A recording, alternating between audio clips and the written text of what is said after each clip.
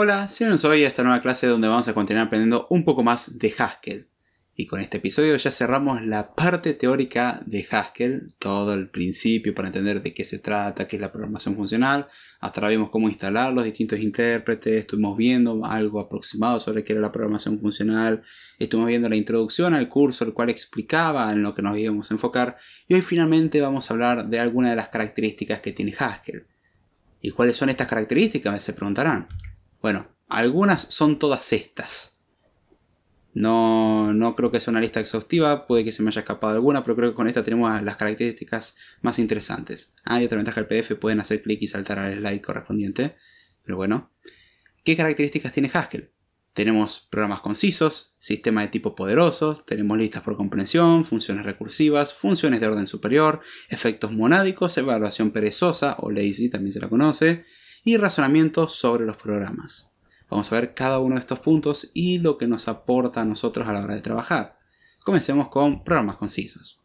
Haskell no es el único lenguaje de programación funcional, pero la sintaxis fue pensada para crear programas muy concisos, cosa que otros lenguajes no lo tienen. Y si recordamos el ejemplo del episodio anterior, vemos que un programa imperativo podía ser muy largo, mientras que Haskell tiene una sintaxis muy reducida pero poderosa.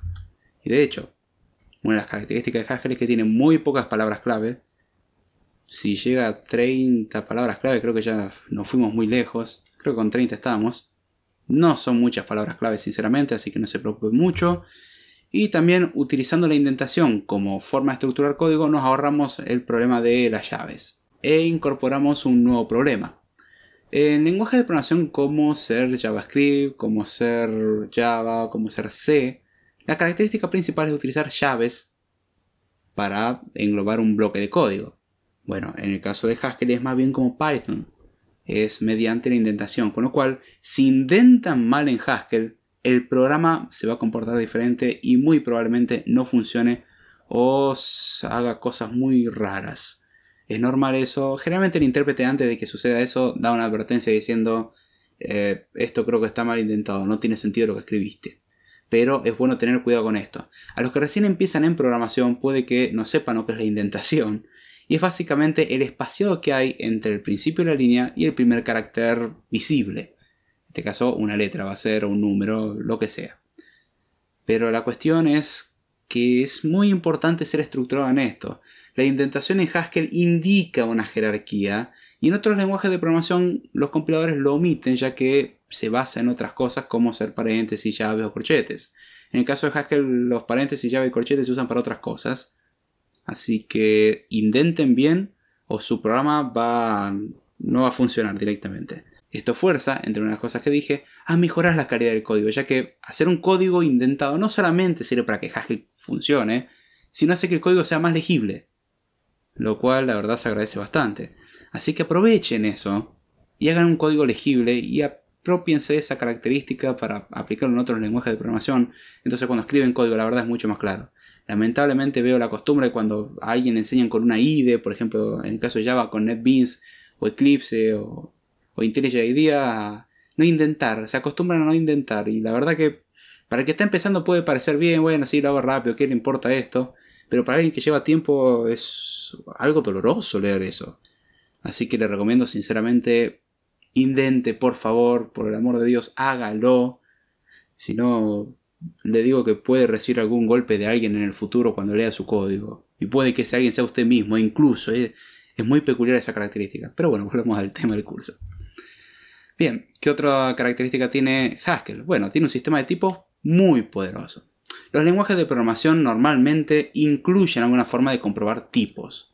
Es decir, fijarse si una variable es entera, si una variable es un string, y evitar ciertos errores. Por ejemplo, no podemos sumar un string a un entero. Algunos lenguajes lo hacen como concatenación, convirtiendo el entero en un string y lo concatenan, pero normalmente uno dirá, yo no puedo sumar un carácter a un número, salvo que estemos en C. En C sí se puede, porque en C los caracteres son números. Representación ASCII, ¿qué le vamos a hacer? Así funcionaba. Y tiene sentido en parte que funcione así, pero lo dejamos de lado. La idea es que hay que comprobar a veces si funciona. No podemos sumar un booleano con un string o un carácter con un booleano. Son operaciones no compatibles. Entonces, bueno, existe un sistema que chequea tipos. Si no saben mucho del tema, les recomiendo pasar por los episodios de Code Time donde hablamos sobre el sistema de tipos. En el podcast que tengo, ahí explico mucho más en profundidad y es de acceso totalmente gratuito. Aproveche y disfrute.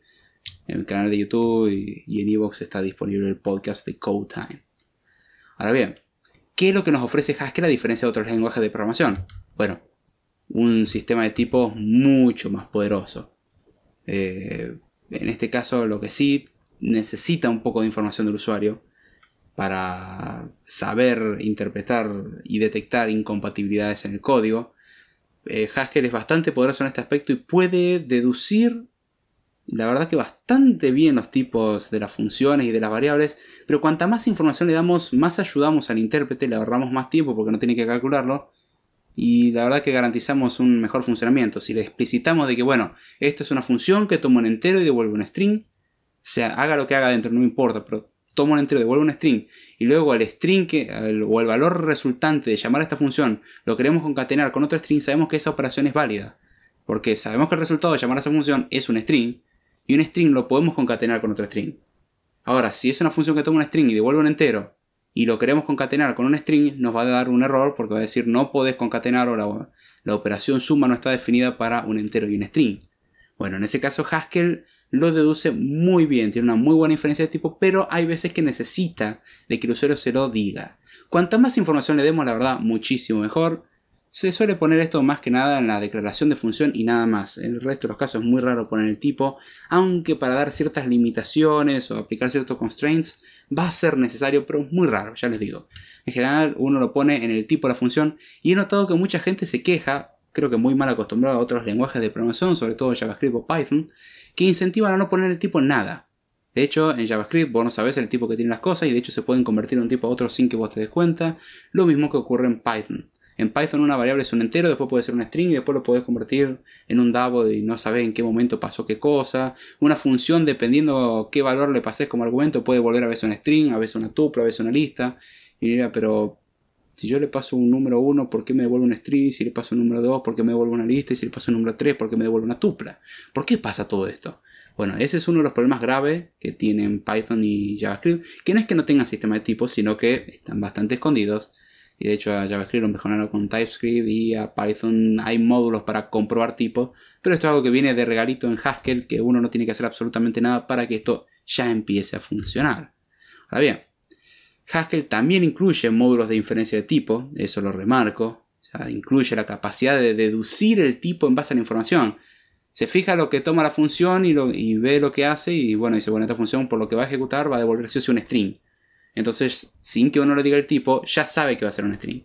Pero hay veces que cuando reporte un error va a dar información un poco clara porque va a decir, bueno, la función toma un tipo C0 y devuelve un tipo C1 y uno dirá, pero ¿qué es el tipo C0 y qué es el tipo C1?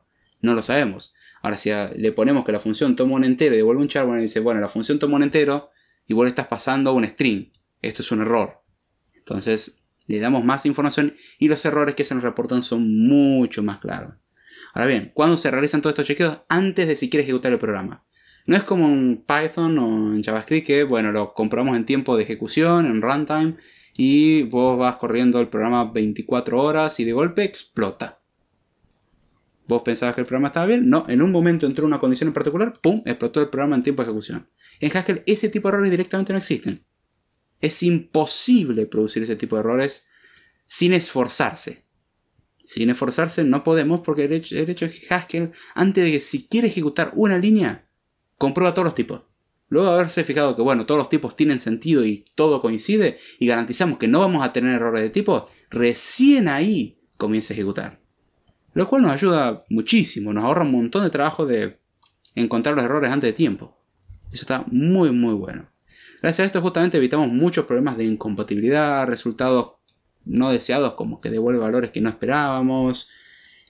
También nos permite aplicar el polimorfismo, es decir, definir una función que no solamente sea para un tipo entero, sino que también pueda tomar otros valores y se vaya adaptando para lo que se vaya necesitando. Esto lo estoy diciendo muy por encima. Pero se permite, o lo mismo que sobrecargar funciones, son todas funcionalidades las cuales se pueden garantizar gracias a la inferencia de tipo y a un sistema de tipo fuerte. Todo esto, no se asusten, no es difícil, de hecho es bastante sencillo, una mayoría, Y la verdad que ayuda a tener una mejor calidad de código. Si ustedes pueden aplicar estos mismos conceptos de ponerle tipo a todo en otros lenguajes de programación, les digo que se van a simplificar la vida en muchos aspectos. Ahora bien, también tenemos las listas por comprensión.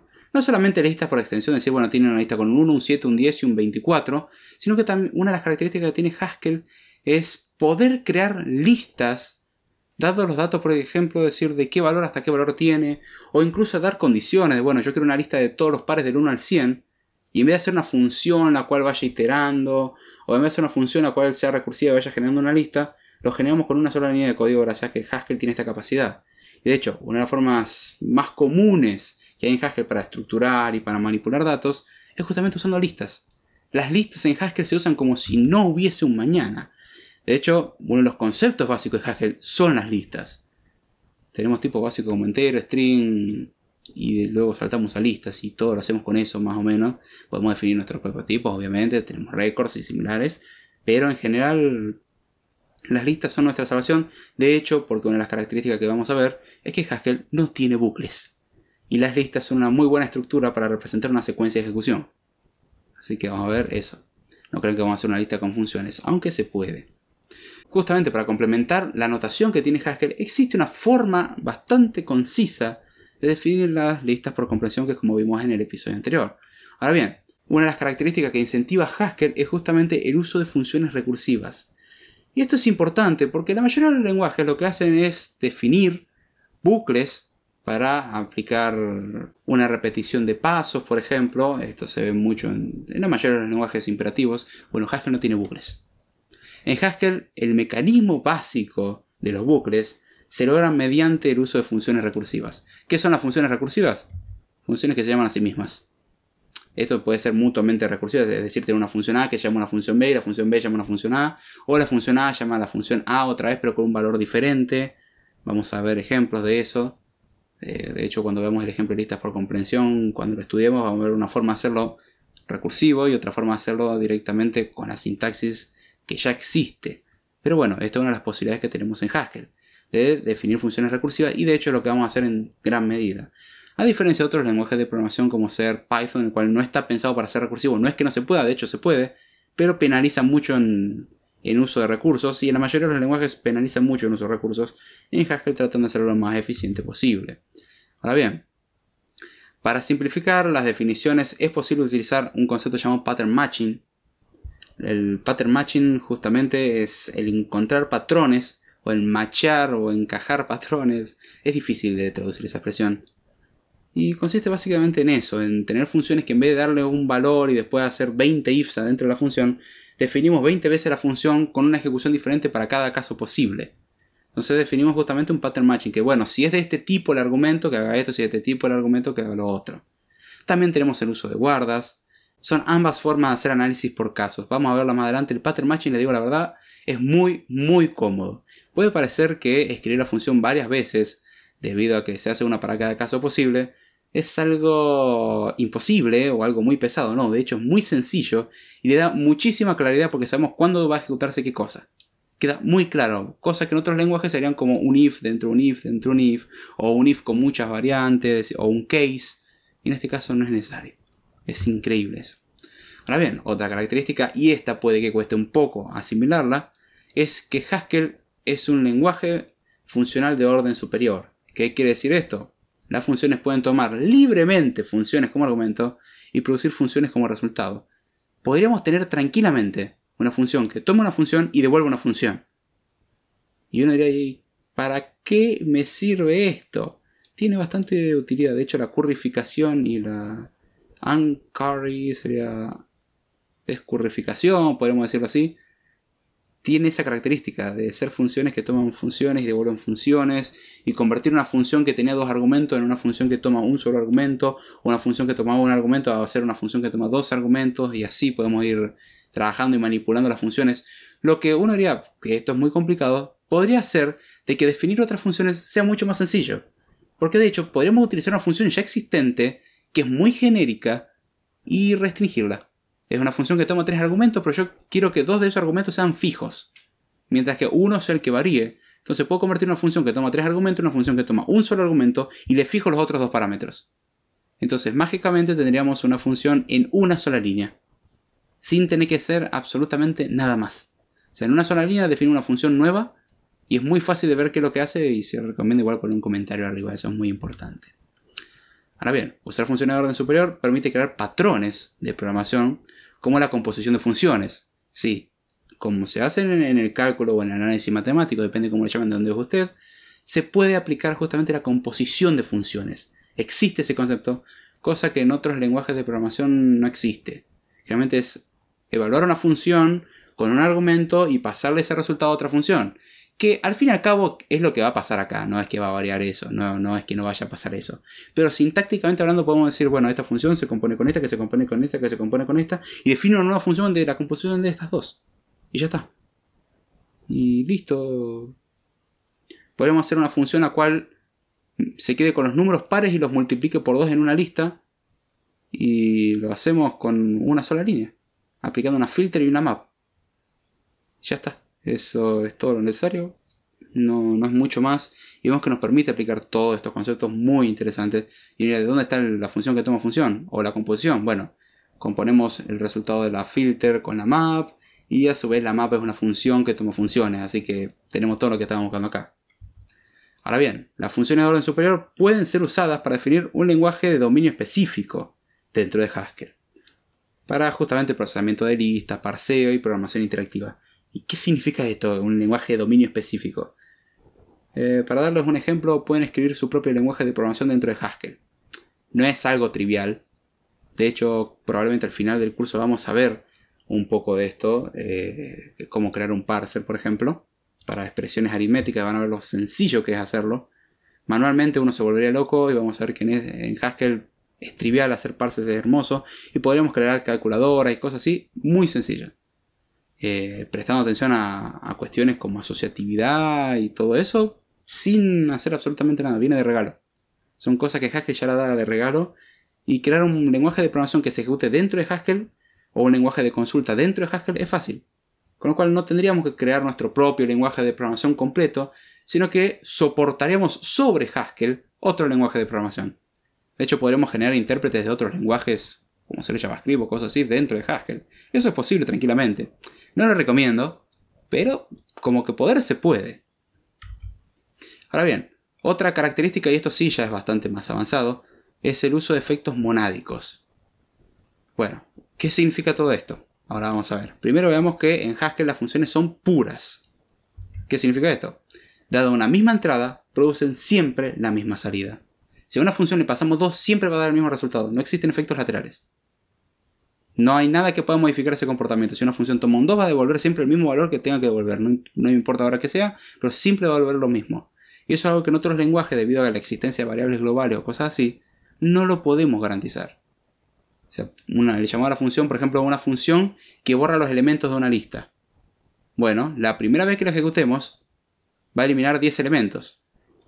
Imaginemos la lista tenía 10 elementos, la ejecutamos una vez, elimina 10 elementos. La segunda vez que lo ejecutemos, no va a eliminar 10 elementos, no va a eliminar ninguno.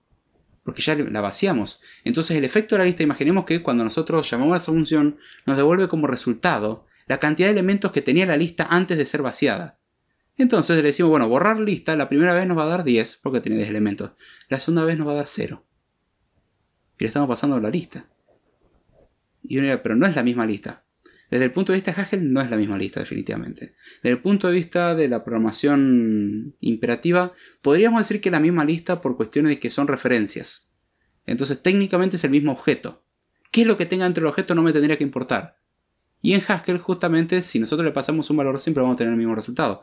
Este problema de vaciar la lista se daría en Haskell, en realidad no lo necesitamos siquiera, pero suponiendo que lo hacemos, se daría en Haskell, pero serían dos listas diferentes, ya que el primer vaciado ya te daría una lista vacía y la segunda vez llamarías con una lista vacía, que es un objeto diferente a una lista con 10 elementos. Pero no tenemos efectos laterales que pueden producirse, o que arrancamos el programa y nos dice no se ha inicializado la variable, boom, explotó todo, oh, qué lástima, un null pointer exception. No existe ni siquiera algo cercano al null pointer exception en Haskell, salvo que uno empiece a tocar cosas a muy bajo nivel y no suele hacerse directamente. La idea de Haskell es justamente no hacer eso.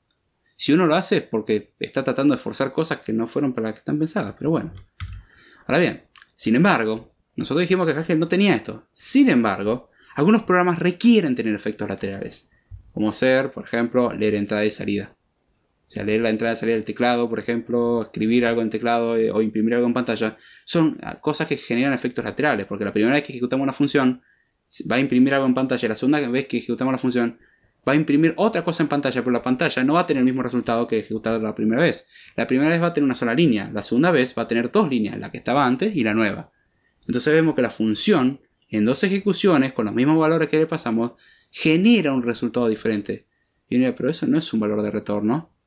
No, pero genera un efecto diferente, un efecto lateral. Pasaría con la entrada del teclado. La función no toma nada y devuelve una lista de caracteres, o procesa una lista de caracteres. Nosotros le escribimos, por ejemplo, un número en números con el teclado numérico, y nos imprime en pantalla el cómo se escribiría el número con letras. Y uno diría, bien, esa función tendría que tomar un valor. ¿Y dónde lo va a tomar? Bueno, por la forma de trabajar de Haskell, no podemos hacer eso. Entonces tenemos que hacerlo con una mónada, la cual lea del teclado. Y ahí esa función, nosotros vamos a escribir 12 y nos va a escribir 12 en pantalla. Y vamos a escribir 124 y cuando lo imprima va a decir 124. Es decir, con el mismo argumento que le pasamos nos devuelve dos resultados diferentes. Eso pasa por la existencia de efectos laterales, pero están todos esos efectos recluidos en objetos como ser mónadas. No son objetos como tal, son espacios o computaciones. Vamos a dejarlo así, es un concepto mucho más avanzado y algo que vamos a ver también cerca del fin del curso. Son elementos muy poderosos del lenguaje, pero primero hay que acostumbrarse a todos los primeros. Si no nos acostumbramos a los primeros, mónadas, olvídense, no nos van a querer ni tocar. Toma tiempo aprenderlo. Ahora bien, esto, justamente al aplicar la entrada y salida, rompería la idea de funciones puras, porque ya las funciones no devolverían los mismos valores. Bueno, justamente, Haskell probó una forma de manejar los efectos sin comprometer la pureza de las funciones basándose en la notación matemática de mónadas. De hecho, podrían estudiar el campo, bueno, en mi caso lo ven como un complemento matemático, pero es teoría de categorías y topología también. Tenemos todas esas cuestiones donde vemos todo el tema de mónadas ya de un punto de vista muy teórico, y la verdad puede ser no pesado, pesadísimo, es indigerible eso. Tiene que gustarle mucho para poder aprenderlo. Eso no es para nada necesario para aprender esto. Para aprender a usarlo en Haskell no se necesita eso. Obviamente, cuanto más se sepa mejor, ¿no? Pero no es necesario. Yo cuando aprendí a usar mónadas no sabía nada de eso y me la arreglé. Después aprendí mónadas y vi que la teoría de mónadas podía ser horrenda. Hay gente que le gusta. Yo no juzgo al masoquista. Cada uno decide sufrir con lo que le gusta. ¿Qué le vamos a hacer? Pero bueno, la idea de Haskell es que recluye todas esas nociones de efectos laterales en espacios reducidos. Con lo cual, todo lo que está fuera de las mónadas sabemos que siguen siendo funciones puras. Lo que está dentro de una mónada, bueno, va a dejar de ser puro por la naturaleza. Pero de ahí en más el resto sabemos que funciona, lo cual ayuda mucho al testing. Es mucho más fácil testear un código y mucho más fácil entender el código, sinceramente, incluso con mónadas. Reduce la complejidad de un código increíblemente. Cuando veamos el ejemplo de la calculadora, vamos a entender de lo que estoy hablando y vamos a darnos cuenta de que la verdad que la sintaxis que usaría uno sería horriblemente grande, mientras que la sintaxis que usaríamos en Haskell con el uso de mónadas se reduce increíblemente. Ahora bien, otra característica que tiene es la evaluación perezosa, también conocida como evaluación lazy. Los programas en Haskell son ejecutados usando una técnica llamada evaluación perezosa o lazy evaluation. Acá está traducido de evaluation, o evaluación lazy. La idea de la evaluación lazy es justamente ejecutar las cosas cuando sea necesaria. No se debe ejecutar nada salvo que sea necesario. Además de esto, evitarnos un montón de computaciones innecesarias, la evaluación lazy justamente asegura de que el programa termine correctamente mientras sea posible, ya que hay cosas que no se van a ejecutar. Muchas veces van a haber cosas que no se van a ejecutar porque no son necesarias. Y nos vamos a ahorrar un montón de recursos, porque imaginemos que tenemos 3 funciones, pero solamente vamos a usar el resultado de una. Las otras 2 funciones no son monádicas, es decir, no tienen efectos laterales, y nunca usamos sus valores. A pesar que decimos, bueno, tenemos la variable A que es el resultado de la función 1, la variable B el resultado de la función 2 y la variable C el resultado de la función 3. Y cada una toma 5 segundos en su ejecución. Por la ejecución serial uno diría, bueno, 5 más 5 más 5 es el tiempo de ejecución completo. En un lenguaje de programación imperativo es lo que sucedería. En Haskell no.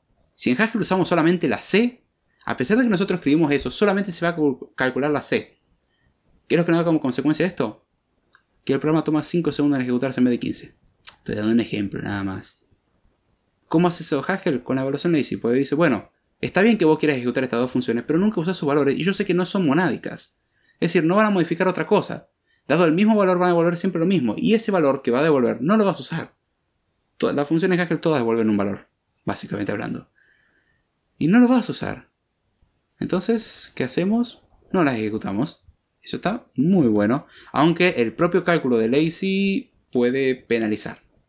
O sea, para cosas muy chicas no vale la pena. Y ahí sí penaliza, reduce un poco el rendimiento. Pero para cosas grandes mejora mucho el rendimiento. O sea, tiene esa cuestión. Ahora bien, finalmente, el último punto. Tenemos el razonamiento sobre los programas. Y justamente aprovechamos las características que ya mencionamos de Haskell. Donde los programas de Haskell son con funciones puras. Bueno, un razonamiento ecuacional siempre puede ser usado. ¿Qué es el razonamiento ecuacional antes de decir esto? El razonamiento ecuacional es resolverlo como una ecuación. Si yo tengo esto de un lado, yo sé que siempre voy a tener este resultado. Si tengo la función sum con 1, 2, 3, sé que siempre voy a tener 6. Nunca me va a volver otro número. Es ecuacional, es una ecuación. Lo que está de un lado es equivalente a algo que está del otro lado. Podemos reducirlo a una expresión. Una función que llama otra función se puede reducir a un valor en algún punto. Entonces esa es la idea. Y eso nos ayuda a tener un pensamiento ecuacional. ¿Y qué nos facilita un pensamiento ecuacional? Bueno, sirve para ejecutar programas, para transformar programas, para probar propiedades en programas, para derivar programas directamente de especificaciones. Es decir, nosotros podemos escribir una especificación de un programa. No tiene nada que ver con UML, por favor. De hecho, UML es fuertemente orientado a objetos y esto... O se usa generalmente para orientado a objetos y esto es lo menos orientado a objetos que hay. Haskell no es orientado a objetos. Si buscan definir objetos en Haskell, olvídense. Váyanse de Haskell. No pueden. Olvídense su ideita de crear objetos y crear una herencia de clases. Existe una herencia de clases en Haskell, pero no es la herencia que ustedes creen. Funciona diferente la herencia acá. Es otro tipo de herencia para otro tipo de cosas. Existen clases y existen instancias, pero se comportan de forma totalmente diferente. Porque no es orientado a objetos, es la idea. Ahora bien, uno podría escribir especificaciones y convertir esa especificación en un programa de Haskell de forma sencilla y demostrar propiedades para saber que la especificación fue satisfecha en el programa en Haskell. Cosa que en lenguajes de programación como JavaScript, Java, C o el resto, la verdad que es muy difícil. Es muy difícil hacerlo. En Haskell es, no digo que trivial porque no lo es, pero es increíblemente más sencillo.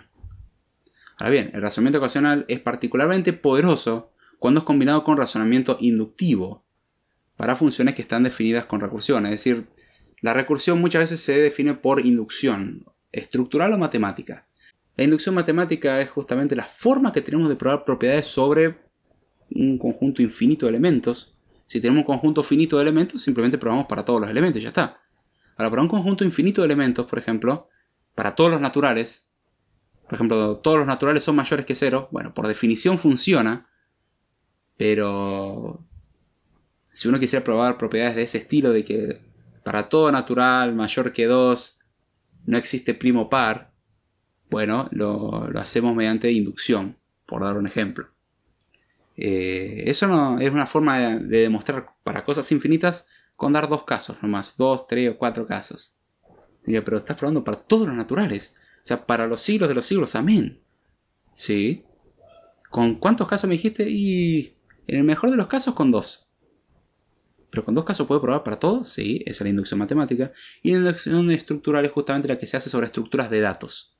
Que eso ya lo vemos más adelante. Todo esto se va a explicar a su debido tiempo con ejemplos y todo, no se preocupen.